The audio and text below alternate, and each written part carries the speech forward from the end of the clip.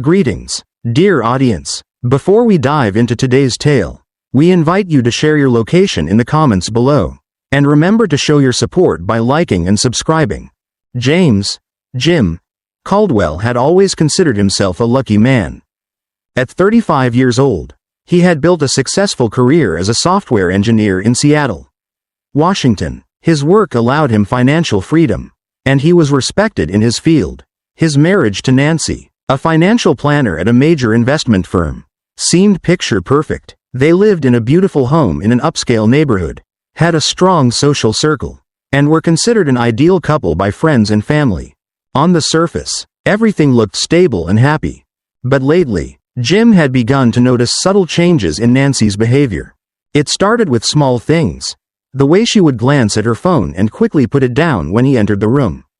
The late nights at work became more frequent, and she had suddenly become obsessed with having a baby. "We need to start our family now, Jim," she had told him one evening over dinner. Her green eyes filled with a mix of excitement and urgency. Jim had smiled, but deep down, he felt something was off. "Nancy, you know I want kids," he said, setting down his fork. "I just think we should wait until I finish this big project at work. We'll be in a much better position in a few months." She forced a smile, but he could tell she was disappointed. "You're always thinking about work," she murmured, swirling her wine glass. Something about the way she said it bothered him. Hadn't they always agreed to plan for their future carefully? They were both logical people, smart with finances and decisions. Why was she suddenly so insistent? That was the first red flag. 2 weeks later, Jim packed his bags for a 3-day work trip to Chicago. He kissed Nancy goodbye, promising to call every night. She hugged him tightly, whispering, "I love you," but for the first time, he noticed something missing in her tone. As he boarded his flight, a strange thought crossed his mind. What if Nancy wasn't really alone while he was away? He quickly dismissed the idea. Nancy wasn't like that, but in just 48 hours, Jim's entire world would be turned upside down. On his second night in Chicago, Jim received an unexpected knock on his hotel door. When he opened it, Al Morrison stood there. Al was an old friend of Jim's father, a former military intelligence officer who had spent decades tracking threats and uncovering secrets. Jim had always known him as his father's most trusted ally, and since his father's passing, Al had always looked out for him like an uncle. Jim frowned. "Al, what are you doing here?" Al stepped inside without hesitation, his expression serious. "Jim, we need to talk," he said, "and you're not going to like what I have to say." Jim felt his stomach tighten. Al never spoke without purpose. He gestured toward the chair. "Sit down, kid." Jim did as he was told, his hands tightening around the armrests. Al pulled out a folder and placed it on the table. "I've been keeping an eye on things for a while," he began, "because I had a bad feeling. Your father always told me to watch your back if anything seemed off. And lately, Jim, things have been real off." Jim hesitated before flipping open the folder. Inside were photos, bank statements, and timestamps. His heart stopped. The first image showed Nancy walking into a luxury hotel in Seattle. The second, Nancy in an intimate moment with her boss, Thomas Smith. Jim's breath caught in his throat. He flipped through the photos, his hands shaking. There was no denying it. Nancy wasn't just having an affair, she was practically living a second life. Al watched Jim's reaction carefully, his sharp eyes scanning his every movement. Jim exhaled sharply, his body tensed. "How long?" "5 months, Al said. "It started with small things, late nights at the office, business trips that didn't make sense. Then I dug deeper. Turns out, she's been meeting with Thomas regularly, using the same damn hotels each time." Jim's fingers curled into a fist. Al wasn't done. "She's not just cheating on you, Jim." He pointed at the last page of the folder. "She's planning to make you raise Thomas's baby." Jim's blood ran cold. He stared at the last piece of evidence, a recorded conversation. Nancy's voice filled the room. "Jim is safe. He's predictable. I know he'll take care of me no matter what. And if I get pregnant, he'll never question whether it's his." Jim's world shattered. The woman he had loved, trusted, and built a life with was not just betraying him, she was using him. He felt sick. Al sat back, arms crossed. I wanted to tell you sooner. But I needed proof. Jim was silent for a long moment. Then, his expression hardened. What do you want to do, kid? Al asked. Jim took a deep breath, his anger shifting into something else, determination. We're not going to act out of rage, Jim said, his voice dangerously calm. We're going to be smart about this. A slow smile spread across Al's face. That's what I was hoping you'd say. Jim closed the folder and exhaled. Nancy had no idea what was coming. Jim sat in his hotel room long after Al had left, staring at the folder of evidence. The weight of the betrayal sat heavy in his chest. But there was no time for emotions. Nancy thought she was in control. She thought she had everything planned perfectly. That he would blindly accept her lies and raise another man's child. She was wrong. He wasn't just going to expose her. He was going to erase her. Jim didn't confront Nancy immediately. That would be too easy. Instead, he played his role perfectly.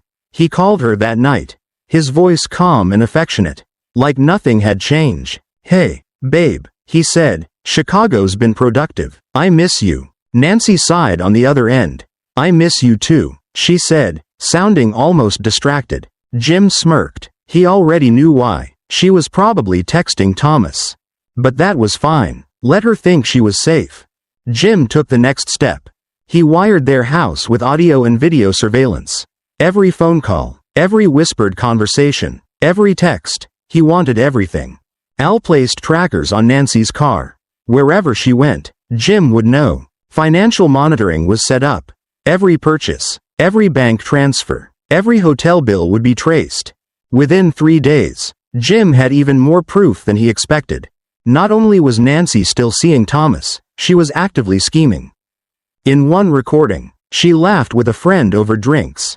I swear, Jim has no idea. He's so focused on work. He doesn't even ask questions anymore. Her friend hesitated. What if he finds out? Nancy scoffed. Please. Jim's predictable. Even if he suspects something, he won't do anything. He loves me too much. Jim clenched his jaw as he listened. Nancy had no idea who she was dealing with. After collecting enough proof, Jim needed to give Nancy a false sense of security. So he staged a last-minute work trip. He kissed her goodbye at the airport, watching as she smiled sweetly. Playing the perfect wife. Don't work too hard, she teased. I'll be waiting for you when you get back. Jim smirked. I'm counting on it. What she didn't know, he never got on the plane. He checked into a hotel nearby. Al and his team were waiting for her next move. And just like clockwork, Nancy invited Thomas over. The cameras in the house captured everything. Jim watched the live feed from his laptop, his blood cold as he saw Nancy in their bed with another man. That was all he needed. The trap was set. That night, Al made his move. As Nancy and Thomas lay in bed, completely unaware, 2 of Al's men quietly entered the house. They moved with military precision, swift, silent, and undetectable. By the time Nancy and Thomas realized something was wrong, it was too late. Nancy woke up to a blinding flashlight in her face. She gasped, sitting up, clutching the sheets. Thomas groaned beside her, still half asleep. What the? A rough hand grabbed his shoulder. Move, and I break your arm. Nancy screamed. A deep voice, Al's voice, cut through the darkness. Get dressed, both of you. Nancy's breath hitched. Who are you? You'll find out soon, Al said. They were dragged from the house, blindfolded and restrained. And Jim? He was waiting at the next location, completely calm. When the blindfolds were ripped off, Nancy and Thomas found themselves in a soundproof basement, sitting in chairs, tied at the wrists. Jim leaned against the wall, arms crossed, watching them. Nancy's eyes went wide. Jim? Jim smiled. Hey, sweetheart, welcome to your intervention. Thomas started struggling. You can't do this. Al stepped forward and pressed a blade against his throat. You really want to finish that sentence? Thomas froze. Nancy was hyperventilating. Jim, please, I don't know what you think is happening. But, Jim held up a hand, silencing her. Then, he pressed a button on his phone. Audio recordings started playing. Nancy's voice filled the room. I swear, Jim has no idea. He's so focused on work. He doesn't even ask questions anymore. Jim watched as Nancy turned pale. He pressed another button. This time, her voice came through again. Even if I get pregnant, he'll never question whether it's his. Nancy collapsed in the chair. Thomas was sweating. Jim, man, listen.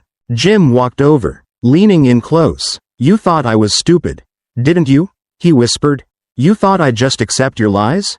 Nancy sobbing now. Jim, please, I didn't mean. Jim cut her off. You made me into a fool. Nancy, you wanted me to raise his child? You thought I was too weak to see the truth? Nancy shook her head violently. No, Jim, I swear. Jim turned to Al. Give them a choice. Al nodded. You two have two options. Al said. 1. You disappear. New names. New lives. Far away from here. You never contact Jim again. You never set foot in this city again. Nancy's lips trembled. And the other option? Jim smiled coldly. You go missing permanently. Silence filled the room. Nancy and Thomas exchanged terrified glances. We'll leave. Thomas stammered. We'll disappear. I swear. Nancy nodded rapidly, tears streaming down her face. Jim took a deep breath and stepped back. You leave tonight, he said, and if I ever hear your name again, it won't be from your own mouth. Nancy sobbed, nodding. I'm sorry, Jim. But Jim was already walking away. She wasn't his problem anymore. Nancy sat in the backseat of an unmarked black SUV. Her wrists still raw from the ropes that had bound her just hours ago. The blindfold was off now, but the fear in her chest was stronger than ever. She wasn't alone. Thomas sat beside her, pale and sweating, his hands clenched into fists on his lap. He had always been confident, arrogant, but now he was a broken man. Al was in the front seat, his eyes fixed on the road, while another man, a towering figure with a military build, sat in the passenger seat. Neither of them had spoken since they forced Nancy and Thomas into the car. Nancy swallowed hard. She still couldn't believe this was happening. Just days ago, she was in control, playing Jim like a fool, planning a future where he would unknowingly raise another man's child. Now she was at his mercy. Her voice shook as she finally spoke. Where are we going? No response. She turned to Thomas, but he wouldn't meet her eyes. He looked like he was about to be sick. The SUV sped down the empty highway, heading somewhere far from Seattle. Somewhere they might not return from. Nancy's hands shook. She had never been so terrified in her life. Miles away, Jim sat in his new apartment, watching a live feed from a small hidden camera inside the SUV. Al had set it up before they left, just in case Jim wanted to watch the final act of justice unfold. Jim leaned back in his chair, sipping a glass of bourbon, completely relaxed. For months, Nancy had played him for a fool. She thought she was smart. She thought she was in control. She thought he would never find out. But she had underestimated him. And now she was the one powerless, afraid, and completely at his mercy. Jim tilted his glass slightly, watching the screen as Nancy shifted uncomfortably, her fear growing with every mile.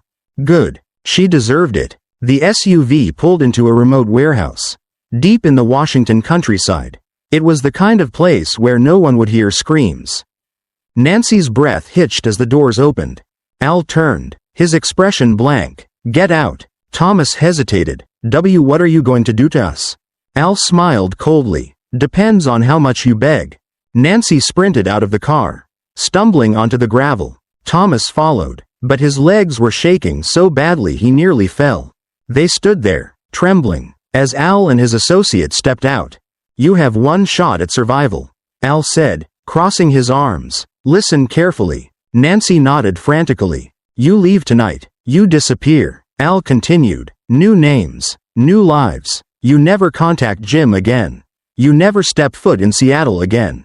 If you do, he smiled. Well, let's just say, people who cross Jim don't get second chances. Nancy felt her stomach drop.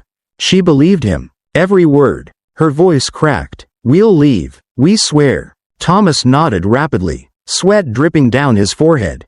We'll go. We won't come back. Al studied them for a moment before giving a short nod. A second SUV pulled up, Your ride's here, Al said. Nancy's lip trembled. Where are they taking us? Somewhere you won't be found. Al said. Enjoy your new lives. Nancy and Thomas exchanged one last terrified glance before stepping into the vehicle. The doors slammed shut. The car pulled away. And just like that, they were gone. Jim closed his laptop, satisfied. Al had taken care of everything. Nancy and Thomas were officially erased. He had ensured. Their bank accounts were emptied, making sure they left with nothing. Fake confession emails were sent from Nancy's accounts, making it seem like they had run away together. Their credit cards were used in multiple locations, making them appear as fugitives. And just to seal their fate, he had ensured their employers knew everything. Nancy would never work in finance again. Thomas was blacklisted in his industry.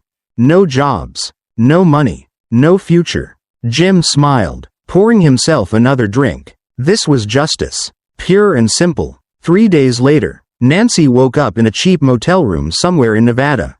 She sat up, her body aching, her mind spinning from exhaustion. Thomas was lying on the other bed, staring blankly at the ceiling.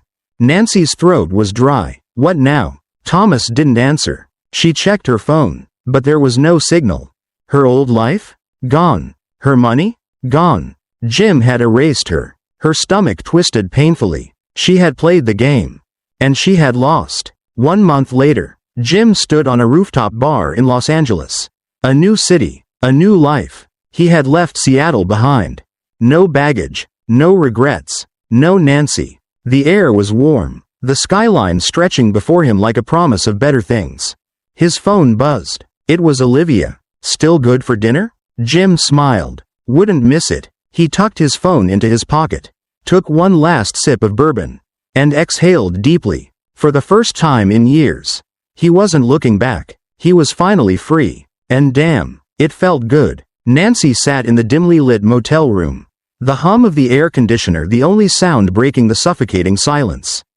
She stared at her reflection in the cracked bathroom mirror, barely recognizing the woman looking back at her. Dark circles framed her eyes. Her once perfectly styled hair was a tangled mess. The expensive makeup she used to obsess over was long gone, washed away by days of tears and regret. She had lost everything. The past few weeks had been a living nightmare. After being dumped in a random town in Nevada, she and Thomas had barely managed to scrape by. Their credit cards had been frozen, their bank accounts emptied, and neither of them had a single connection left willing to help them. Thomas had tried to call his contacts, but no one wanted anything to do with him. He had been a powerful businessman once. Now he was a disgraced fraudster, blacklisted from every major firm. Nancy clenched her fists. She had thought she was playing the game. But in the end, she was the one who got played. Meanwhile, back in Seattle, Jim was thriving. He sat in his new downtown apartment, a glass of bourbon in hand, watching the latest financial news. Brandon Huxley, Thomas's old boss, was making a public statement. "We have officially cut all ties with Thomas Smith," he said, looking grim. "His unethical behavior does not reflect the values of our firm." Jim smirked. Perfect. He had ensured Thomas's downfall wasn't just personal, it was public. And Nancy? She wasn't even worth mentioning anymore. She had gone from a respected financial planner to a ghost. No job, no money, no future. Jim leaned back in his chair, completely at peace. Justice had been served. Nancy knew she had one last option. It was humiliating. It was desperate. But she had no choice.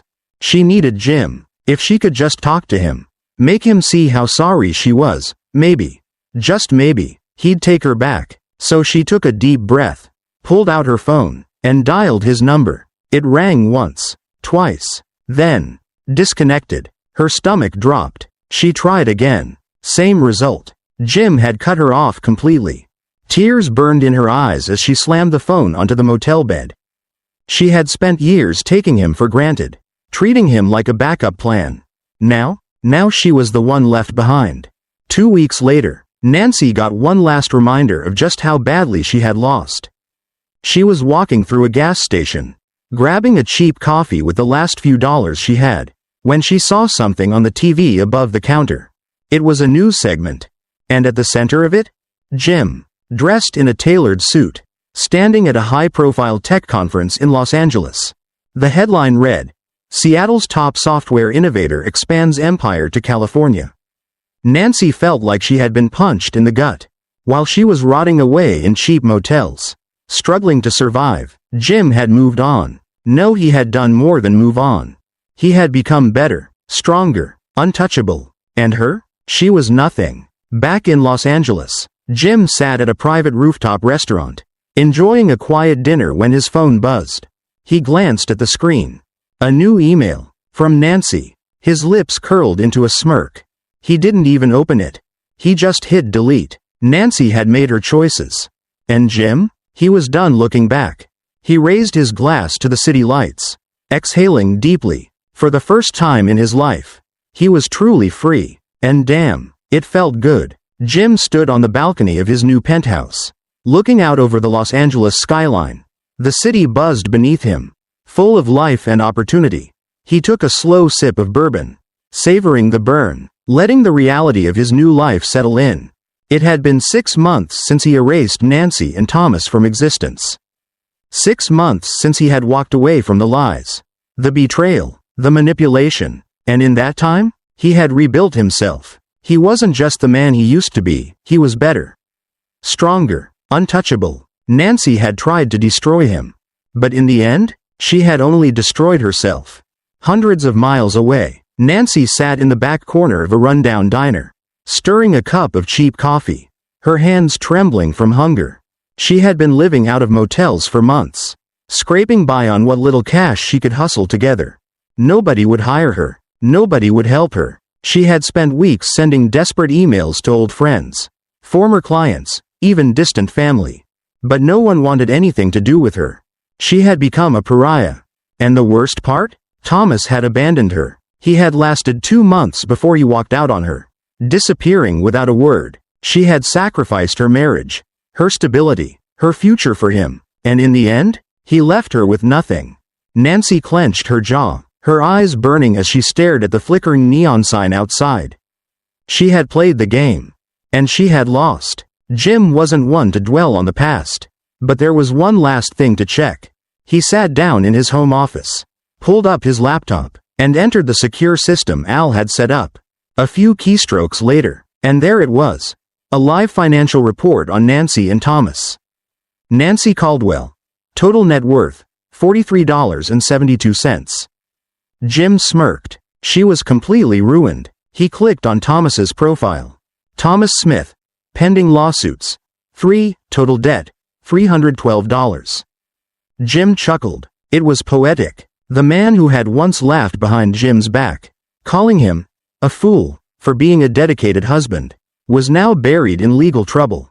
And Nancy? She had been erased, just as planned. Jim leaned back in his chair, exhaling deeply. He had won, completely. Later that night, Jim's phone buzzed. A new email, from Nancy. For a moment, he considered deleting it unread, just like all the others. But something made him open it. Subject. Please read. Jim, I know I don't deserve your time. I know you probably hate me. But I had to try. I made mistakes, terrible ones. And I see that now. I should have never betrayed you. I should have never taken you for granted.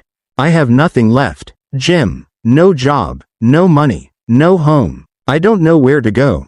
Please, if there's anything left between us, even just a shred of kindness, can we talk? Nancy. Jim stared at the message for a long moment.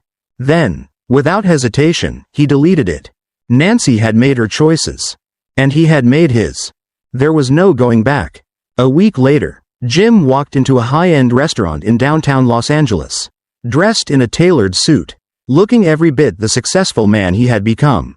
Across the table, Olivia smiled at him. She was smart, kind, confident, everything Nancy had never been. You seem different tonight, she said, tilting her head, like something's finally settled. Jim smirked, swirling his whiskey. Let's just say, a part of my past has finally disappeared for good. Olivia raised her glass. To new beginnings. Then, Jim clinked his glass against hers, a slow smile spreading across his face. To new beginnings. As he took a sip, he realized something. For the first time in his life, he wasn't looking over his shoulder. He wasn't waiting for karma to do its job. Because karma had already done its job. And now he was finally free. And damn, it felt good. What would you have done in Jim's situation? Would you have taken revenge or walked away?